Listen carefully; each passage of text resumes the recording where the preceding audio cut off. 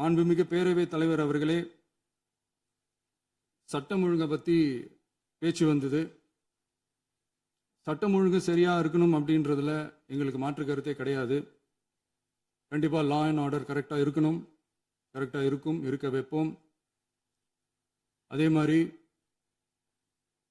பெண்கள் பாதிக்கப்படுறதையும் இங்கே யாராலையும் சகிச்சிக்கவே முடியாது. அதுக்கான கடுமையான நடவடிக்கைகள் நம்ம அரசு எடுத்துக்கிட்டு இருக்கிறோம். இந்த சிங்கப்பெண் சிறப்பு அதிரடிப்படை கூட அதுக்கான ஒரு ஃபர்ஸ்ட் ஸ்டெப் தான். அதே மாதிரி இந்த போதைப் பொருள் நடமாட்டம் அதை கண்ட்ரோல் பண்ணுறதுக்கும் நம்ம அரசு கடுமையான நடவடிக்கைகள் எடுத்துக்கிட்டு இருக்கிறோம். அதையும் கண்டினியூ பண்ணி எடுப்போம். மாண்புமிகு பேரவைத் தலைவர் அவர்களே, இப்போ நான் சொன்ன இந்த பிரச்சனைகள்லாம் 2026 போன மாதம் மே மாதம் 10ஆம் தேதி புதுசாக வந்துடல. இதெல்லாம் பல வருஷமா இருக்கிற பிரச்சனைகள் தான், பல வருஷமா கண்டுக்காம விட்ட பிரச்சனைகள் தான். இன்னைக்கு எதிர்கட்சிக்காரங்க அதை பற்றி கேட்கும் போது எனக்கு அது அக்கறையா தெரியல, அவதூறு அரசியலாக தான் தெரியுது, பழி போடுற அரசியலாக தான் தெரியுது. இப்படி அவதூறு பழி போடுறவங்களை பார்த்து ஒன்னே ஒன்று தான் கேட்கணும்னு தோணுது. கடந்த 9-10 மாசமா நம்ம ஸ்டேட்ல சட்டம் ஒழுங்கு டிஜிபியே இல்லை. சட்டம் ஒழுங்கு டிஜிபியை போடுங்கன்னு சொல்லி எல்லாம் ஓஞ்சி போயிட்டோம். போன ஆட்சியில் நடந்ததுக்கெல்லாம் இப்பதான் விடையே கண்டுபிடிக்கிறோம் நம்ம ஆட்சியில்.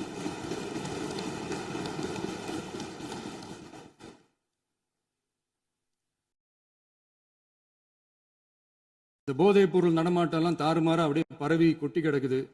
இதெல்லாம் இனிஷியல் ஸ்டேஜ்லயே யார் கண்ட்ரோல் பண்ணியிருக்கணும்? போலீஸ் டிபார்ட்மெண்ட் அப்போ யார் கையில் இருந்தது?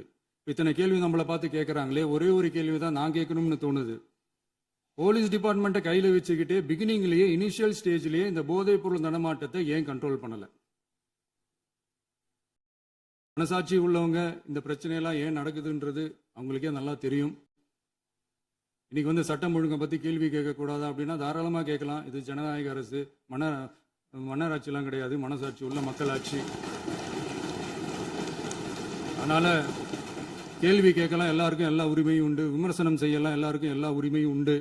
ஆனால் நம்ம ஆட்சியில் என்ன நடவடிக்கைகள் எடுத்திருக்கோன்றது தெரிஞ்சுக்கிட்டு அதுக்கேற்ற மாதிரி ஒரு நடுநிலையாக பேசுனீங்கன்னா கொஞ்சம் நல்லா இருக்கும். சட்டம் ஒழுங்கை பற்றி யாருக்கு என்ன யோசனை இருந்தாலும், மக்கள் நலனுக்காக யாருக்கு என்ன யோசனை இருந்தாலும் அதை தாராளமாக சொல்லலாம். நம்ம அரசு அது காது கொடுத்து கேட்கும். ஆனால் நம்ம அரசினுடைய நிர்வாகத்திறன் அதை பற்றி பேசுறவங்களுக்கு ஊரடிச்சு உலையில போட்டு ஊழல் மேல ஊழலா செஞ்சுக்கிட்டு அதுல இருந்து தப்பிக்கிறதுக்கு பேர் தான் நிர்வாகத்திறன் அப்படின்னு சொன்னா, அப்படிப்பட்ட ஒரு ஊழல் செய்யற நிர்வாகத்திறனை நம்ம அரசு ஒரு நாளும் செய்யாது. பொட்டி பெட்டியா பணத்தை வச்சுக்கிட்டு, பெட்டியை வச்சு எல்லாம் செஞ்சுக்கிட்டு, போதைப் பொருள் பாதுகாவல் கழக மாடல் அரசாங்கம் செஞ்ச ஒவ்வொரு ஊழலா வெளியில வந்துகிட்டு இருக்கு. டாஸ்மாக்ல அது என்னப்பா அது பேரு, பார்ட்டி ஃபண்ட் கட்சி நிதி அப்படின்ற பேர்ல அடிச்ச கொள்ளையெல்லாம் ஒண்ணா இப்போ கவர்மெண்டோட கஜானாவுக்குள்ள கொண்டு சேர்த்துக்கிட்டே இருக்கிறோம்.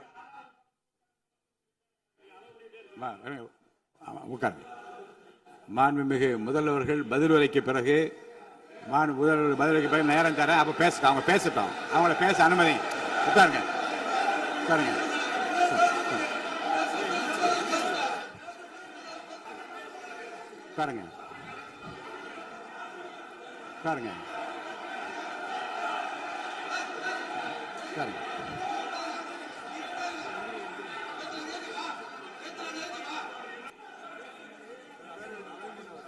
மாண்பு பேரவைத் தலைவர் அவர்களே, இன்று இவர்கள் முயற்சி செய்வது, அவர் ஆளுங்கட்சியாக இருக்கின்ற போது, இருங்க நான் சொல்லிடுறேன் பிளீஸ், ஒரே நிமிஷம் நான் சொல்லிடுறேன் பிளீஸ். ஆளும் கட்சியாக இருக்கின்ற போது நீங்கள் சொன்ன ஒரே வார்த்தை, நாங்கள் பேசி முடித்ததற்கு பிறகு குறிப்பிடுத்துவிட்டு நீங்கள் எந்த கேள்வி வேண்டுமானாலும் கேட்கலாம் என்று ஒரு முறையை நீங்கள் பின்பற்றினீர்கள். அதே முறையை இப்போது பின்பற்ற வேண்டும் என்று கேட்டுக்கொள்கிறேன். பள்ளிக்கல்வித்துறை அமைச்சர். மாண்புமிகு பேரவைத் தலைவர் அவர்களே, நேற்றைய தினம் கூட எதிர்க்கட்சி தலைவர் சொன்னதை முழுமையாக கேட்டு இறுதியில் ஒரு வாய்ப்பு தந்தீங்க. அதுவும் இல்லாம இந்த நேரத்தில் நேரலையில் நீங்களும் பாக்குறீங்க.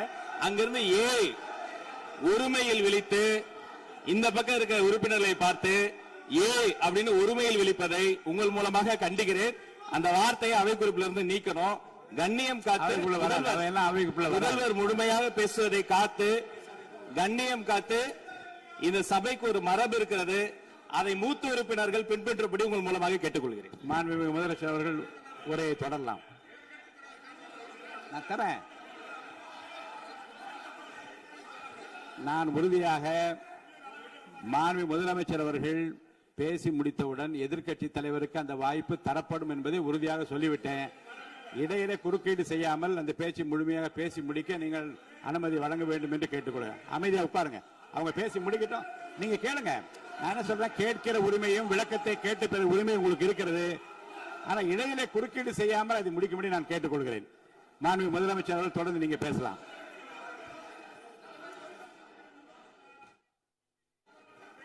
எதிர்க்கட்சி தலைவர் அவர்கள் உங்கள் கட்சியினுடைய உறுப்பினரை அமைதிப்படுத்த வேண்டும் என்று நான் கேட்டுக்கொள்கிறேன். உங்களுக்கு வாய்ப்பு தரவில்லை என்றால் அவர் ஏன் நிற்பதில் நியாயம் இருக்கிறது. வாய்ப்பு தரப்போகிறேன். நான் முதலமைச்சர் அவர்கள் பேசி முடித்தவுடன் உங்களுக்கு வாய்ப்பு தரப்படும். அது வரைக்கும் உங்களுடைய உறுப்பினரை அமைதி காக்க நீங்கள் தான் பார்த்துக் கொள்ள வேண்டும். மாண்புமிகு அவை முன்னவர். மாண்புமிகு பேரவைத் தலைவர் அவர்களே, அவர் அப்போது சொன்னது வேறு, இப்போது நடந்து கொள்கிற முறைகள் வேறாக இருக்கிறது. அன்றைக்கு அவர் சொல்லுகிற போது அமைச்சர் அத்தனை பேரும் பேசி முடித்ததற்கு பிறகு உங்களுடைய கருத்துக்கள் யாராவது தெரிவிக்கலாம். இப்போது பின்பற்றினால் நன்றாக இருக்கும். நீங்கள் அதற்காகத்தான் சொன்னீர்கள். முதலமைச்சர் பேசியதற்கு பிறகு எதிர்க்கட்சி தலைவர் அவர்கள் பேசுவதற்கு வாய்ப்பளிக்கிறோம் என்று சொல்லியிருக்கிறார்கள். ஆகவேதான் அந்த வாய்ப்பை நீங்கள் இல்ல அது பதில் சொல்லணும்னு கேட்டிருக்காங்க. பதில் சொல்லணும் சொல்லியிருக்காங்க. பதில் சொல்லினா தங்க பிரச்சனை இல்ல. அப்படி இல்ல. ஆகவே இல்ல நேற்றைய தினம் நீங்கள் அப்படி பேசிக்கொண்டது ஆறாவது இல்ல. நேற்றைய தினம் உங்கள் பேசுகிற போது ஆறாவது குறுக்கிட்டார்களா? நீங்கள் பேசுகிற போது யாருமே குறுக்கிடவில்லை. நீங்க எவ்வளவு பேசினீர்கள், எவ்வளவு வார்த்தைகள் பேசினீர்கள் என்பதெல்லாம் எங்களுக்கு தெரியும்.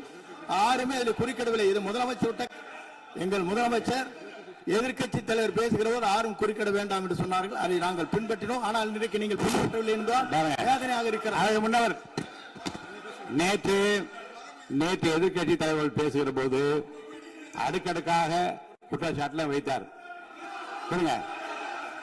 இப்போ அதற்குரிய மாண்புமிகு பொதுப்பணித்துறை அமைச்சர் கூட காலையில் அலுவலகத்தை சந்தித்து அவர்கள் சாட்டிய குற்றச்சாட்டுகளுக்கெல்லாம் ஆதாரங்களை எல்லாம் நான் கொண்டு வந்திருக்கிறேன் என்று சொன்னேன். நான் நேற்று அந்த விஷயம் நேற்றோடு முடிந்து விட்டது. ஆதாரங்களை கொடுங்கள். தக்க நேரத்தில் இதை பற்றி சொல்ல வேண்டிய நேர்ந்தால் நான் இதெல்லாம் ஆய்வு செய்து உரிய நேரத்தில் அவை குறிப்பிட்டு ஏற்றுவதற்கு முன்பாக அவரிடம் காட்டி அதற்கு பிறகு அதை பற்றி முடிவெடுக்கும் என்று நான் சொன்னேன். இப்போதும் சொல்லுகிறேன், முதலமைச்சர் அவர்கள் பேசிக் கொண்டிருக்கிறார். பேசி முடிக்கட்டும். எதிர்க்கட்சி தலைவருக்கு உறுதியாக நான் வாய்ப்பு தருவேன். அவர் கேள்விகளை முன்வைக்கலாம், விளக்கங்களை பெறலாம். இப்போதைக்கு பேரவைத் தலைவர் என்ற முறையில் என்னுடைய முடிவு இதுதான். அவையில் இருக்கக்கூடிய உறுப்பினர்கள் அமரும்படி நான் கேட்டுக்கொள்கிறேன். நான் முதலமைச்சர் அவர்கள் பேச வேண்டிய அவை முன்னவர் பேரவைத் தலைவர் அவர்களே, நேற்றைய தினம் நீங்கள் முழுமையாக பேசினீர்கள். உங்கள் பேச்சுக்கள் எப்படி இருந்தது என்பதும் நாடறியும். இருந்தாலும் கூட நாங்கள் அமைதியாக இருந்தோம்.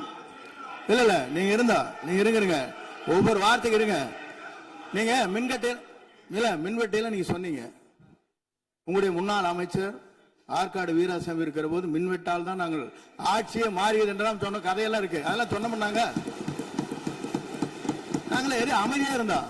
அதுக்கு அங்கே தயவு செய்து எதிர்க்கட்சி தலைவருக்கு வாய்ப்பளிக்கிறார்கள். அந்த வாய்ப்பை நீங்கள் அவர் முதலமைச்சர் பேசுவதற்கு பிறகு பேசினால் அழகாக இருக்கும். அவை முன்னர் பள்ளி கல்வித்துறை அமைச்சர். மாண்புமிகு பேரவைத் தலைவர் அவர்களே, அவர் ஒரே ஒரு வார்த்தையை தான் சொன்னார். பார்ட்டி ஃபண்ட் என்ற வார்த்தையை கேட்டு எதிர்க்கட்சி நண்பர்கள் கோபப்படுகிறார்கள். ஆனால் அதன் மீது உங்களுக்கு பாயிண்ட் ஆஃப் ஆர்டர் தருவதாகவும் நீங்கள் சட்டப்பேரவைத் தலைவர் சொல்கிறீர்கள்.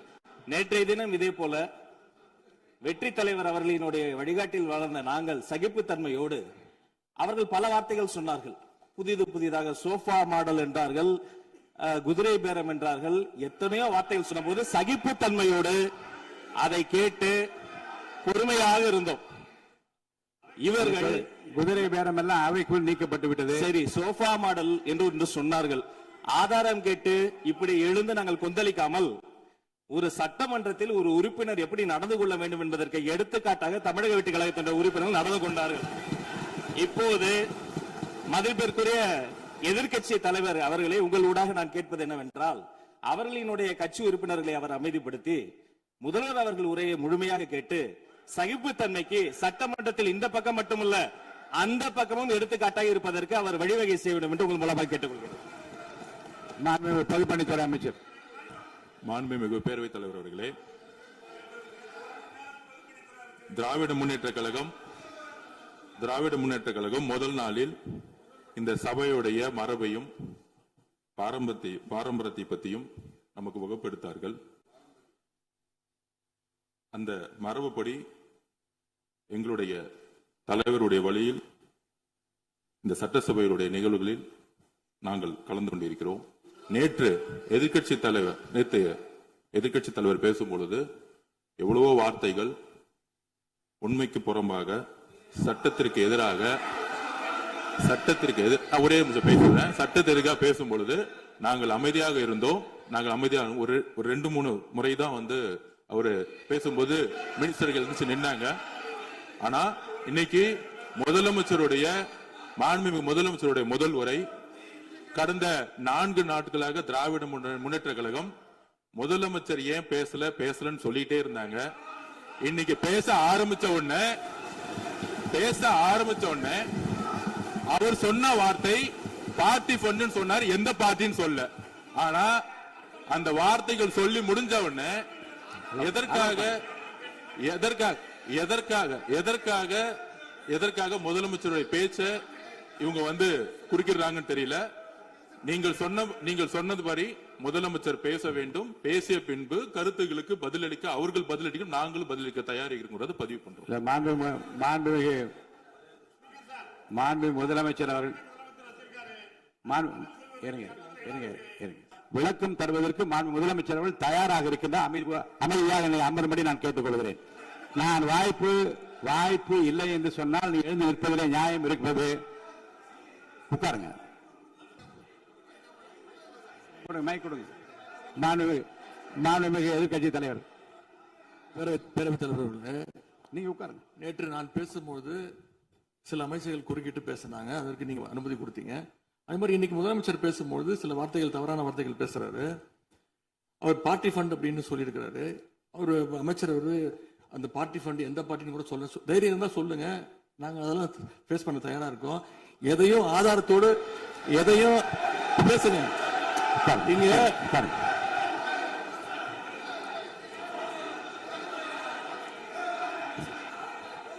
அது மாதிரி பேரவைத் தலைவர் அவர்களே, நேற்று நான் பேசி முடிஞ்சோடனே நீங்க அவை முடிஞ்சிருச்சுன்னு சொல்லிட்டீங்க. நாங்கெல்லாம் வீட்டுக்கு போயிட்டோம். வீட்டுக்கு போய் டிவி போட்டு பார்த்தா அங்க இன்னொரு அமைச்சர் இன்னும் பதில் சொல்லிட்டே இருந்திருக்கிறாரு. அதற்கெல்லாம் நாங்க இப்ப என்ன பதில் இது, என்ன மரபு இது? நீங்க இப்ப பேசிக்கிட்டே இருப்பீங்களா? நாங்க அதை பார்த்துக்கிட்டே இருக்கணுமா? அதே மாதிரி இன்னைக்கு முதலமைச்சர் அவர்கள் பேசும்போது நாங்களும் அமைதியா கேட்டுட்டு தான் இருந்தோம். ஆனா சில கருத்துக்கள் அவர் பேசும்போது அதை நாங்க அனுமதிக்க முடியாது. ஆதாரத்தோடு ஏதாவது பேசணும்னா, குற்றச்சாட்டுகள் சொல்லும் போது ஆதாரத்தோடு சொன்னீங்கன்னா அதை நாங்க ப்ரூவ் பண்றதுக்கு தயாராக இருக்கு. மாண்புமிகு உறுப்பினர் அவர்கள் இருங்க. நேற்று மாண்புமிகு எதிர்க்கட்சி தலைவர்கள் பேசியதும் மாண்புமிகு பொதுப்பணித்துறை பேசியதும் ஆதாரம் இல்லாமல் பேசக்கூடாது என்று நான் சொன்னேன். ஆய்வு செய்து நீக்கப்பட வேண்டியது நீக்கும் என்று சொன்னேன். இப்போது மாண்புமிகு முதல்வர் அவர்கள் பேசி முடிக்கட்டும். நீங்கள் கூறிய கருத்துப்படி அதில் ஆதாரங்கள் இல்லாத குறிப்பாக இருந்தால் அதை நீக்குவதற்குரிய உரிமை எனக்கு இருக்கிறது. ஆய்வு செய்து நான் நடவடிக்கை எடுப்பேன். இப்போது மாண்புமிகு முதலமைச்சர் அவர்கள் பேசலாம். இந்த டாஸ்மாக் மாதிரியே பல டிபார்ட்மெண்ட்லயும் மறுபடியும் சொல்றேன், கட்சி நிதின்ற பேர்ல அடிச்ச கொள்ளைய ஒன்னா கவர்மெண்டோட கஜானாக்குள்ளேயே கொண்டு சேர்த்துக்கிட்டே இருக்கிறாங்க. இப்பவும் சொல்றேன், மக்கள் பணத்திலிருந்து ஒரு பைசா கூட தொடமாட்டோம், தொடவும் விடமாட்டோம், தொட்டா விடமாட்டோம். இதுக்கு முன்னாடி தொட்டவங்களையும் விடமாட்டோம்.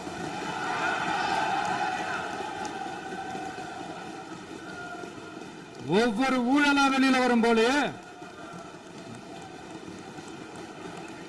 ஒவ்வொரு வேஷமா கலைஞ்சிரும் போலே, இங்க இருக்கிற நிறைய பேரு நடுங்கி போய் இதுல நம்ம மேல அவதூறு வேற. இப்ப புதுசா ஒரு வெப்பன் ஒண்ணு கொண்டு வந்திருக்காங்க. அது என்ன தெரியுமா? அவங்க தயவால தான் நம்ம ஆட்சி நடக்குதாம். மக்கள் தயவால இந்த ஆட்சி நடந்துகிட்டு இருக்கு. மனசாட்சி உள்ள சக்திகளோட ஆதரவால இந்த ஆட்சி நடந்துகிட்டு இருக்கு. நாங்க தான் அனுப்பி வச்சோம் அப்படின்றாங்களே. அனுப்பி வச்சவங்களுக்கு மினிஸ்ட்ரியில இடம் கொடுத்தா ஏன் கதறீங்க? ஏன் இவ்வளவு கோபம்? ஏன் இவ்வளவு கதறல்ஸ்?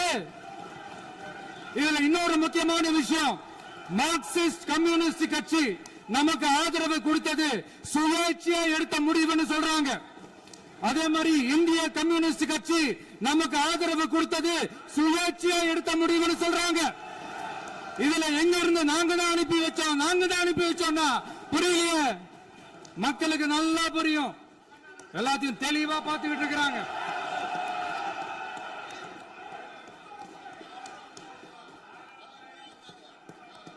முதலமைச்சர் கண்டினியூ பண்ணலாம். மாண்பு முதலமைச்சர்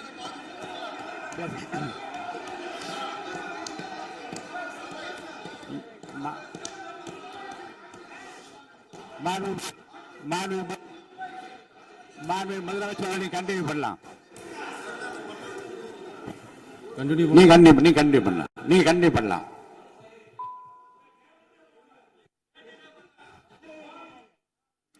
இந்த சமூக நீதி அரசுன்னு சொல்றவங்களை பார்த்து கேட்கிறேன், நம்ம பட்டியலின சகோதரர்களுக்கு எத்தனை அமைச்சர் பதவி கொடுத்தீங்கன்னு கொஞ்சம் சொல்ல முடியுமா? ஆனா நம்மளுடைய அரசுல 8 அமைச்சர் பதவிகள் யாருக்கு? நம்ம பட்டியலின சகோதரர்களுக்கு. எல்லாம் நம்ம அண்ணன், நம்ம தம்பி, நம்ம தங்கச்சிங்க. அண்ணல் அம்பேத்கர் அவர்களுடைய கிட்டத்தட்ட 100 ஆண்டு கால கனவு இப்ப நிறைவேறி இருக்கு. நான் ஏன் கொஞ்சம் சவுண்டா பேசுறேன் அப்படின்னா அவங்களுக்கு கேட்கணுன்றதுக்காக தப்பா எடுத்துக்காது. அதே மாதிரி பெண்களோட பாதுகாவலர் நாங்க தான் அப்படின்னு சொல்லிக்கிறவங்களை கேட்கிறேன், எத்தனை பெண்களுக்கு அமைச்சர் பதவியில இடம் கொடுத்தீங்க கொஞ்சம் சொல்ல முடியுமா? எங்க அரசுல 4 சகோதரிகளுக்கு அமைச்சர் பதவி கொடுத்திருக்கிறோம்.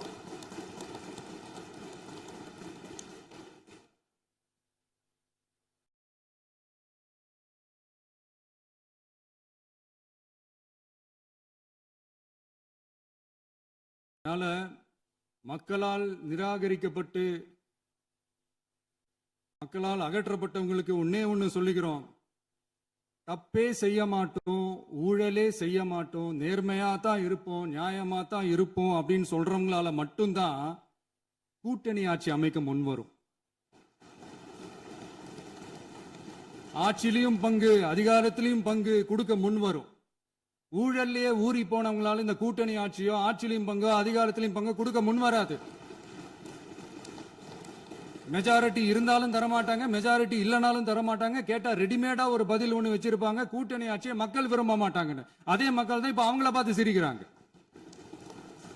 நான் பதவியேற்ற அன்னைக்கு கொஞ்சம் டைம் அவகாசம் கேட்டேன். எதுக்கு கேட்டேன்? நிதி நிலைமைலாம் கொஞ்சம் மோசமா இருக்குது, அதெல்லாம் கொஞ்சம் சரி செஞ்சுக்கிட்டே படிப்படியா கொஞ்சம் கொஞ்சமா நான் கொடுத்த வாக்குறுதிகள்லாம் செயல்படுத்துவேன், அதுக்காக கொஞ்சம் டைம் அவகாசம் கேட்டேன். நான் ஏதோ வேற எதுக்காகவோ வேற யாருக்காகவோ ஏதோ அவகாசம் கேட்ட மாதிரி. அடுத்து இங்க சபையில இல்லாதவங்களை பத்தி பேச வேண்டாம்னு நினைக்கிறேன்.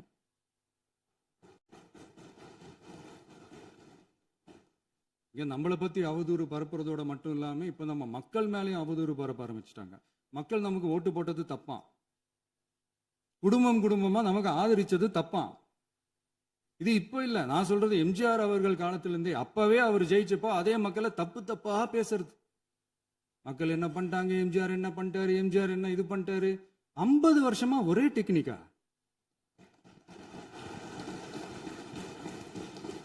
டெக்னாலஜி எல்லாம் மாறி வேற எங்கேயோ போயிட்டு இருக்கு. பஸ் இதுல கொஞ்சம் டெக்னிக்காச்சும் கொஞ்சம் மாத்தினா கொஞ்சம் நல்லா இருக்கும். மக்களுக்கு யூஸ்ஃபுல்லா இருக்கிற மாதிரி இந்த ஆக்கப்பூர்வமான கருத்துக்களோ ஆக்கப்பூர்வமான யோசனைகளோ இருந்தா சொல்லுங்க, அதை நாங்க டெஃபரெண்டா எடுத்துக்கிறோம். ஆனா அதை விட்டுட்டு இந்த நக்கல், நையாண்டி, சம்பந்தம் இல்லாத பேச்சு இதெல்லாம் பேசிட்டு அப்புறம் முதல்வர் பதில் சொல்லல, முதல்வருக்கு பதில் சொல்ல தெரியல அப்படின்னா அப்புறம் என்ன சோஃபா மாடல் ஆட்சியா? அது என்னன்னு புரியறதுக்கு எனக்கு ரொம்ப நாள் ஆச்சு. இந்த sofa set, table chair, teapoy, furniture பிசினஸ்லாம் வேற எங்க வெளியில போய் பண்ண சொல்லுங்க. அப்படி அந்த பிசினஸ் தான் பண்ணணும்னா நிறைய பிசினஸ் பண்ற மாதிரி வெளியில போய் பண்ண சொல்லுங்க, இங்க சட்டசபைக்குள்ள வேணாம். அதனால ஆக்கப்பூர்வமான கருத்துக்கள் இருந்தா சொல்லுங்க. டெஃபினட்டா அது சரியா இருந்தா நாங்க ஏத்துக்கிறோம். எனக்கு ஒரு குட்டி கதை ஒன்று ஞாபகம் வருது, சொல்லாமா? ஒரு ஊர்ல ஒரு பெரியவர் வெயில் ரொம்ப ஜாஸ்தியா இருக்குன்னு சொல்லிட்டு கண்ணுக்கு மேல கை வச்சுக்கிட்டு இப்படி சுத்தி முத்தி தேடிக்கிட்டு இருந்தாராம். அப்ப கூட இருந்த ஒரு சின்ன பையன், என்ன தேடுறீங்க அப்படின்னு கேட்டானா. அதுக்கு அந்த பெரியவர் சொன்னாரா, அது ஒண்ணு இல்ல தம்பி, உங்க அப்பா இங்கதான் இருப்பாருன்னு சொன்னாங்க, அதான் தேடிக்கிட்டு இருக்கேன். எங்க உங்க அப்பாவையா காணோம்?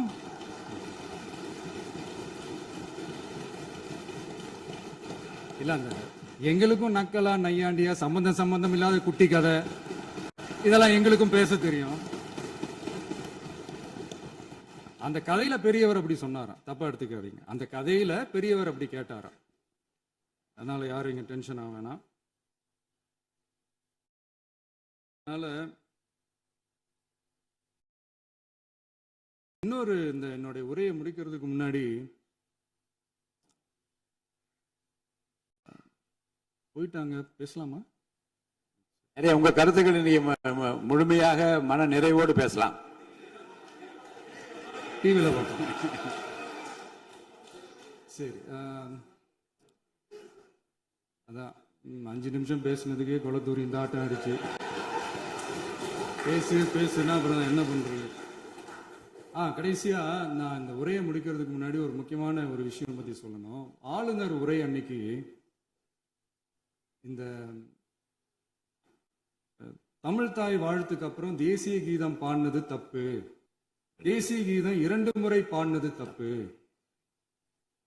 அப்படி ஒரு நிகழ்வு இதுக்கு முன்னாடி இந்த சட்டசபையில நடந்ததே கிடையாது, அந்த மரபே மாத்திட்டீங்க, இப்படி ஒரு பெரிய ஒரு போர் மாதிரி எதிர்கட்சி சார்ந்தவங்க எல்லாம் சொன்னாங்க இல்லையா? அந்த மாநில உரிமை போராளிகளை, அந்த மரபு காக்கிற உரிமை போராளிகளை ஒரே ஒரு கேள்விதான் கேட்கணும். 2021 ஆகஸ்ட் 2 ஞாபகம் இருக்கா? Centenary celebration of Tamil Nadu legislature. அந்த ஃபங்க்ஷன்ல நம்ம முன்னாள் முதலமைச்சர் கருணாநிதி அவர்களோட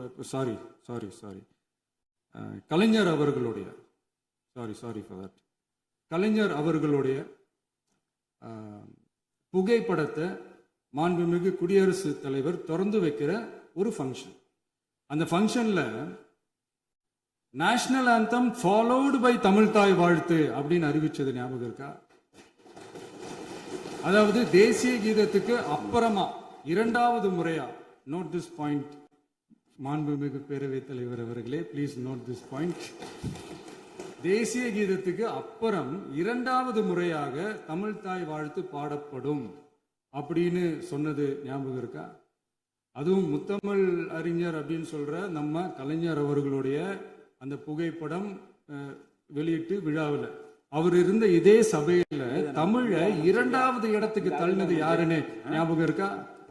அது மட்டும் இல்ல, அந்த தேசிய கீதத்தை நாட்டுப்பண் நேஷனல் ஆந்தம்னு சொல்லி அதே ஃபங்க்ஷன்ல கடைசியா ஃபங்க்ஷன் முடியும் போது செகண்ட் டைம் தேசிய கீதம் பாடினதும் ஞாபகம் இருக்கா? இதே அவையில் தான், அது அவை குறிப்பிலும் இருக்கிறது, இதே அவையில் தான் நடைபெற்றது. இந்த தக்க நேரத்தில் இந்த ஆதாரங்களை அளித்த மாண்பு முதல் அவர்களுக்கு நன்றியை தெரிவித்துக் கொள்கிறேன். டவுட் இருந்தா இந்த புக்கை பார்த்து தெரிஞ்சுக்கலாம். அதனால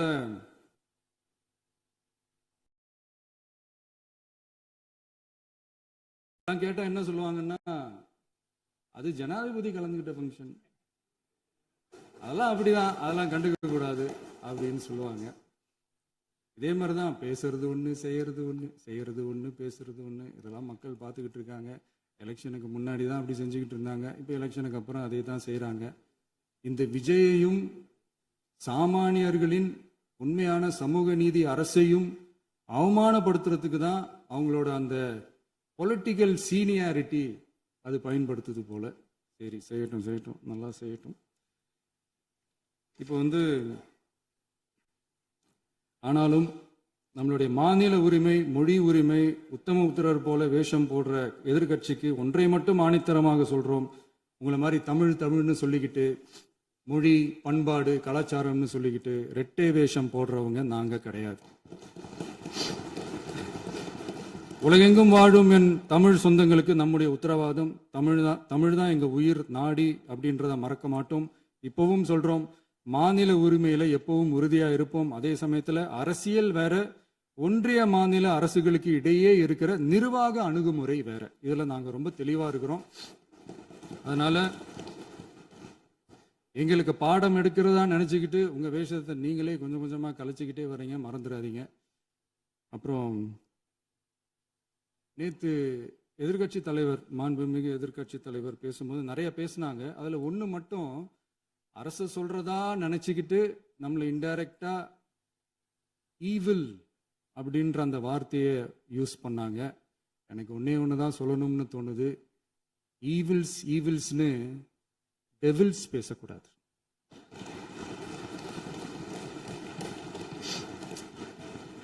அவங்க இருந்திருந்தா ஒரு ஆக்ஷன் பண்ணணும்னு எனக்கு தோணுச்சு.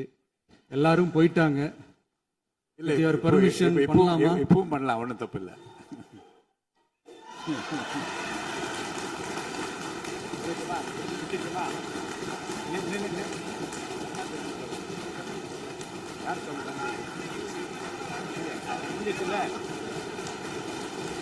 எழுந்து சொல்லணுமா?